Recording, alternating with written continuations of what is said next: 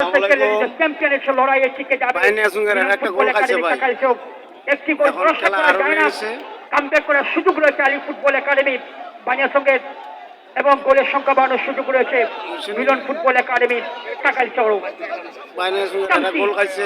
African footballer কাকে দিলেন, শেষ পর্যন্ত বল চলে যায় মিলন একাডেমি গোল লাইনের বাইরে।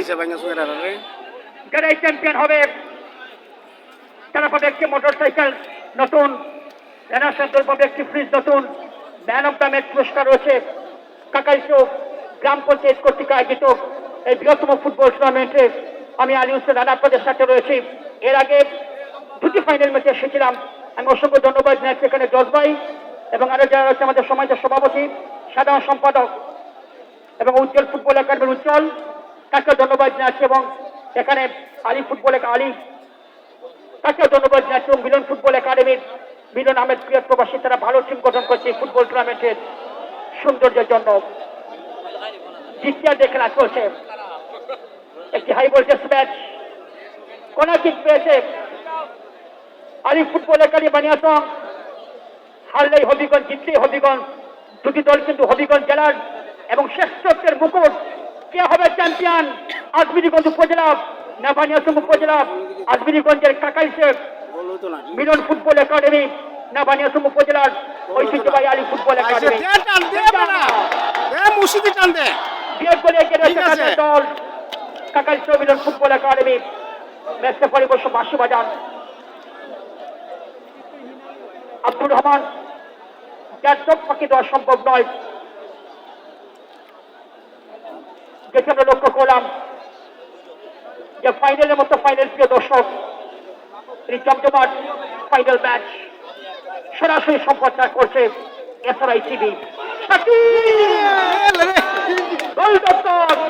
যুবরাজের প্রশংসা করতে হয়, এই শাকিল কিন্তু গোল করেছিলেন, দ্বিতীয় গোল শাকিল করেছিলেন দলের হয়ে বালাগঞ্জ উপজেলার এই ফুটবলার, সিলেট জেলার বালাগঞ্জ উপজেলা, সেই বালাগঞ্জ উপজেলার এই ফুটবলার বালাগঞ্জ এক্সপ্রেস খ্যাত সেই শাকিল গোল করেছিলেন মিলন ফুটবল একাডেমি কাকাইচর পক্ষে।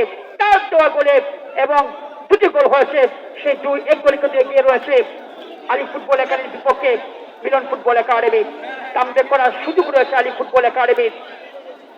আলী দলীয় টিম ম্যানেজার, যে অভিজ্ঞ ফুটবলার, হবিগঞ্জ জেলার দলীয় টিম ম্যানেজমেন্টে রয়েছে সাদিকুর রহমান রুবেল, কাউসব, তাদেরকে ধন্যবাদ জানাচ্ছি এবং কুয়েত প্রবাসী কাকাইচর গ্রামের কিছু সন্তান যিনি কুয়েতে বসবাস করেন, এই টুর্নামেন্টে ভালো টিম গঠন করেছেন, তিল পরিমাণ ভুল করেনি মিলন আহমেদ, আমরা তাকেও ধন্যবাদ জানাচ্ছি।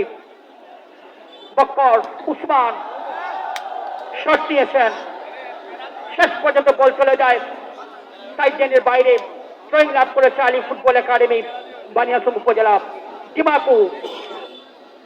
জিমাকু কাকে দিলেন, সেখানে চামসি সিমন, বিশ্বনাথের এই ছেলে নুনু ফুটবল একাডেমির ট্রান্সফার হয়ে খেলে থাকেন ইশরাত।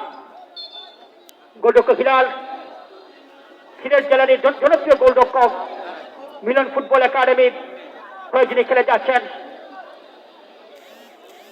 টিম ম্যানেজমেন্ট তারা কিন্তু তাকাচ্ছেন যে গরিব দিকে, দুটি দলের টিম ম্যানেজমেন্ট মিলন ফুটবল একাডেমির টিম ম্যানেজমেন্ট তারা তাকাচ্ছেন যে কখন খেলা শেষ হয় এবং গোল পরিশোধ করার জন্য তাকাচ্ছে সেই আলী ফুটবল একাডেমি বানিয়াচংয়ে টিম ম্যানেজমেন্ট।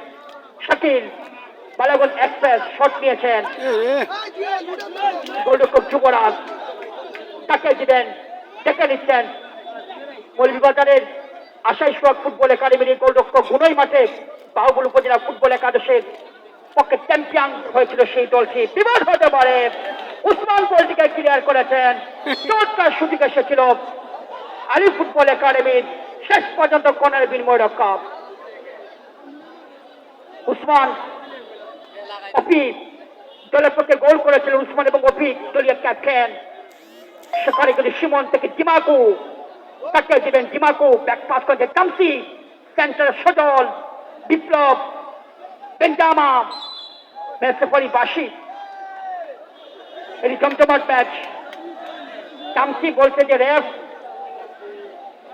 রেফারি